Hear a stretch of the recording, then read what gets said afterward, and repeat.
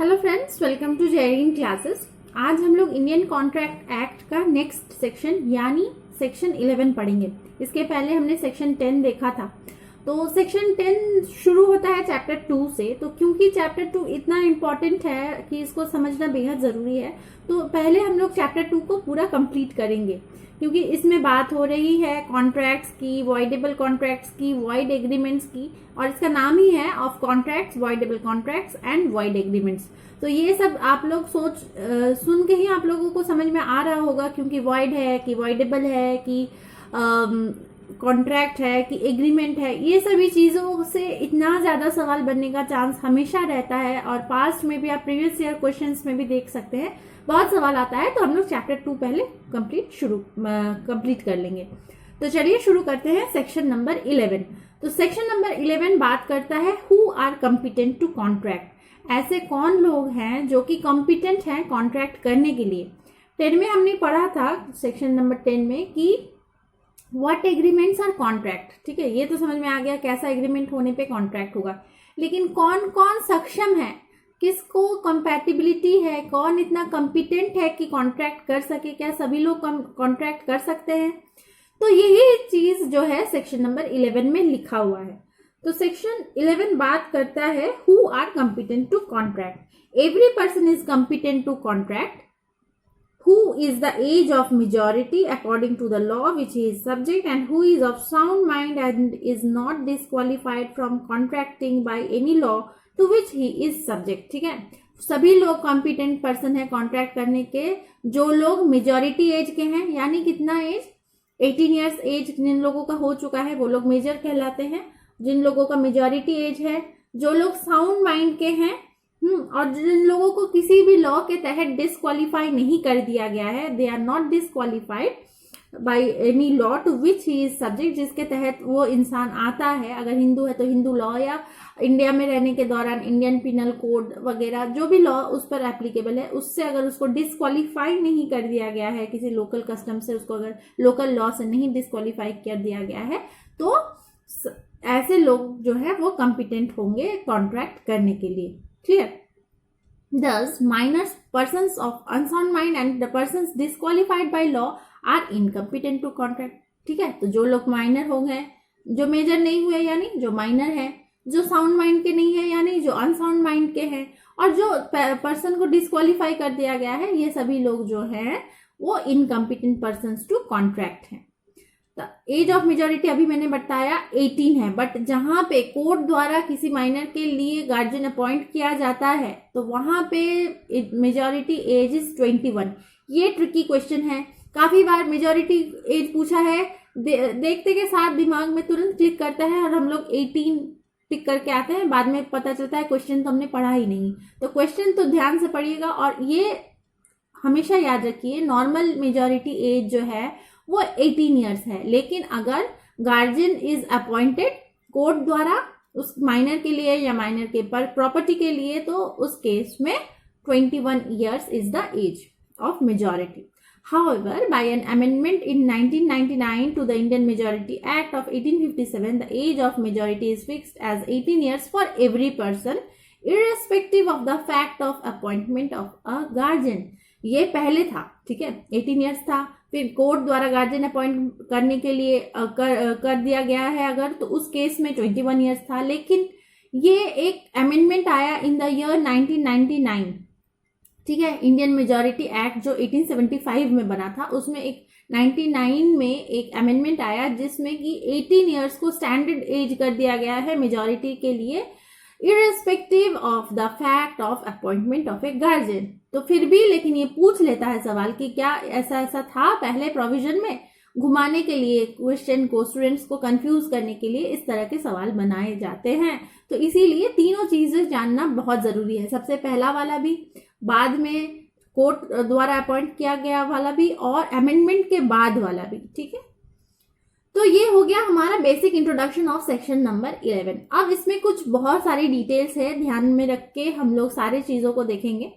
सबसे पहला है nature of minor's agreement. Minor का एग्रीमेंट कैसा है, तो सेक्शन 10 या सेक्शन 11 में कहीं पे भी ये क्लियरली डिफाइन नहीं है, whether if a minor enters into an agreement it would be voidable at his option or all together void. सिर्फ सेक्शन पढ़ के आप लोगों को ये समझ में नहीं आएगा या किसी को भी समझ में नहीं आएगा, लेकिन जैसे ही एक डिसीजन आया, एक बहुत इंपॉर्टेंट केस है मोहरी बीबी का जो केस है उसमें ये आया, it is now well settled that a minor's agreement is absolutely void. ठीक है, पूरी तरीके से जो माइनर का एग्रीमेंट है वो वॉइड है।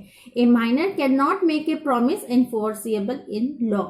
माइनर किसी तरह का प्रॉमिस नहीं कर सकता है जो कि एनफोर्सिएबल है लॉ द्वारा। ये राजरानी केस में कहा गया था। और ये ऐसा क्यों किया गया है, माइनर को क्यों इनकम्पिटेंट माना गया है? क्योंकि because their mental faculties are not mature. उस समय जब तक एक इंसान मैच्योरिटी का एज जो डिसाइड किया गया है उसके पहले तक चाइल्डिशनेस रहता है, इंसान में बहुत सारे बच्चों जैसी हरकतें होती हैं, तो ब्रेन जो है फुल्ली मैच्योर नहीं हो पाता है, तो हर डिसीजन वो सही गलत का समझ अच्छे से नहीं करने के स्थिति में होते हैं वैसे इंसान। ठीक है, वैसे बच्चे, तो इसीलिए पहले ये इन्फेंट टर्म यूज होता था, बाद में इसको माइनर कर दिया गया है। तो इसीलिए 18 इयर्स के पहले सारे इंसान को माइनर कहा जाता है, और जैसे ही 18 इयर्स क्रॉस हो जाता है वो सही गलत का एक्चुअल फर्क समझ सकता है, इसीलिए उसके बाद उसको अलाउ किया जाता है किसी तरह का कॉन्ट्रैक्ट में एंटर करने के लिए। अब आते हैं इफेक्ट्स ऑफ माइनर्स एग्रीमेंट। अब इतना जान लेने के बाद, नेचर ऑफ माइनर्स एग्रीमेंट जान लेने के बाद हम लोगों को देखना होगा क्या होगा, इफेक्ट क्या होगा माइनर्स के एग्रीमेंट का। ये तो वॉइड होगा, ये तो पता है, लेकिन क्या क्या चीजें होंगी। As there is no contract, all the effects of a minor's agreement must be worked out independently of any contract. ठीक है, क्योंकि कोई कॉन्ट्रैक्ट है ही नहीं, जो भी इफेक्ट होगा वो इंडिपेंडेंटली वर्कआउट किया जाना चाहिए आउट ऑफ द कॉन्ट्रैक्ट, जाके work out independently of any contract के तहत उसको इन्फोर्स नहीं करवाएंगे।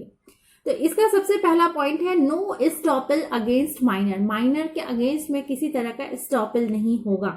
ठीक है, there is no such estoppel against the minor even if he has acted fraudulently. ठीक है, माइनर ने सपोज मिस रिप्रेजेंट करके अपना एज किसी कॉन्ट्रैक्ट को परफॉर्म किया है, बाद में जब वो केस हुआ, सपोज ट्रायल के दौरान अगर वो चाह रहा है ये प्रूफ करना कि नहीं उस समय मेरी एज माइनॉरिटी की थी या अभी मैं माइनर हूं, तो उस समय ये बोल करके उसको नहीं रोका जा सकता है कि तुमने जानबूझकर फ्रॉड्यूलेंटली एंटर किया था, अपना एज मिस रिप्रेजेंट किया था, तो तुमने मेजॉरिटी वाला काम किया है, तो उस तहत उसको रोक नहीं सकते हैं। वो बाद में भी अगर उस चीज को कह रहा है, क्लेम कर रहा है माइनॉरिटी का, तो फिर उसको स्टॉप नहीं करेंगे। No estoppel. ठीक है, नो स्टॉपल अगेंस्ट माइनर।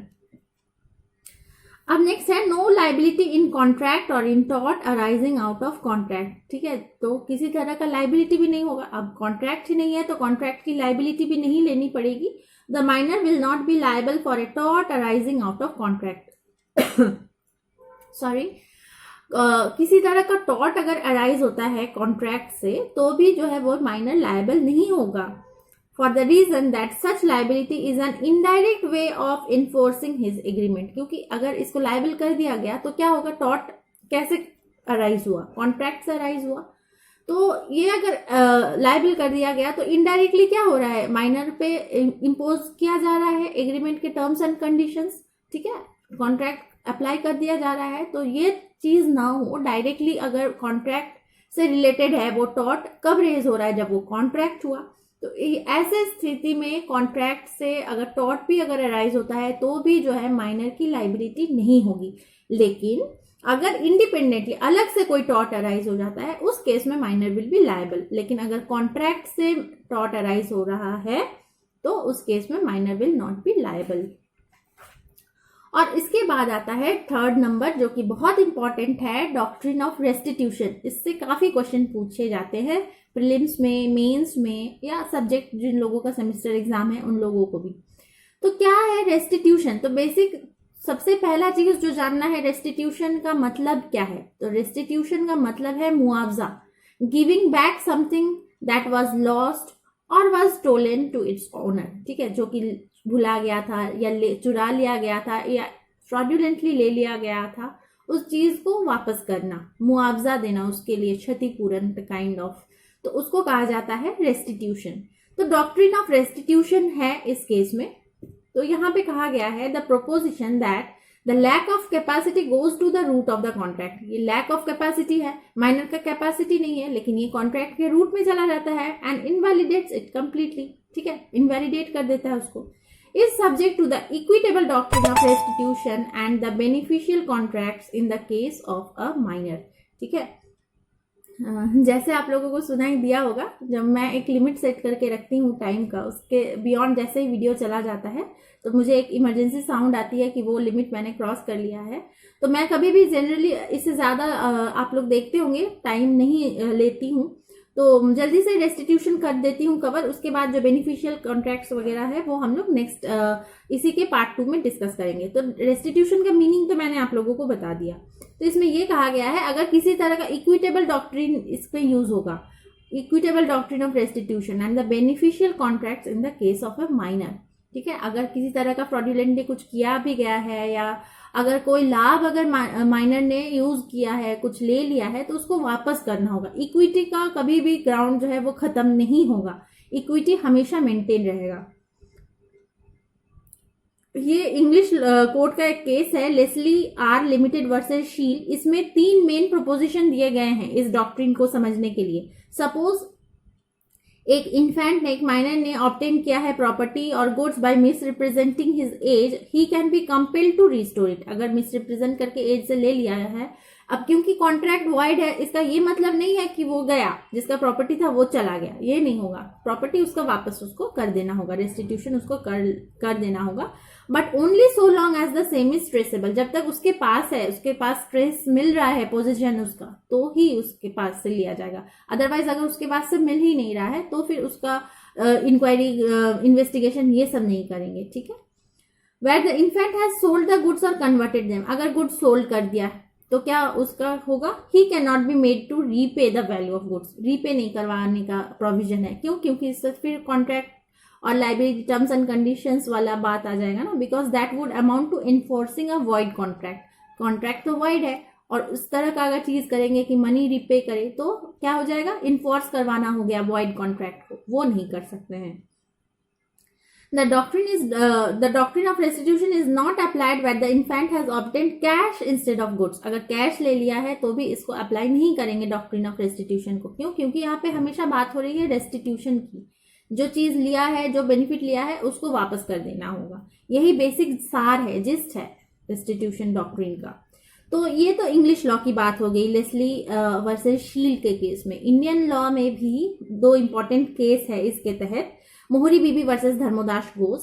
ठीक है, यहाँ पे क्या हुआ था, माइनर ने मॉर्गेज किया था 20,000 का और मॉर्गेजी से वो उसने 8,000 रुपए लिए थे।